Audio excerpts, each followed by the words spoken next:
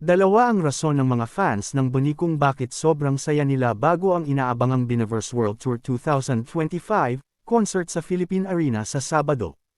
E paano ba naman, sumabay pa sa launching ng latest song ng BNI na Blink Twice, ang pagkakaroon ng 100 million views ng Pantrepiko.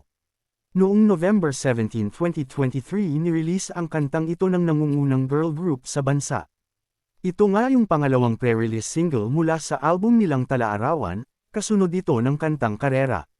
Maituturing na importante ang Pantrepiko sa career ni na Maloy, Mika, Sheena, Aye, Gwen, Stacy, Joanna, at Colette. At mukhang ganito rin ang inaasahang success ng new single nilang Blink Twice, dahil kahit teaser pa lang ng music video nito ay humataw na agad sa online world.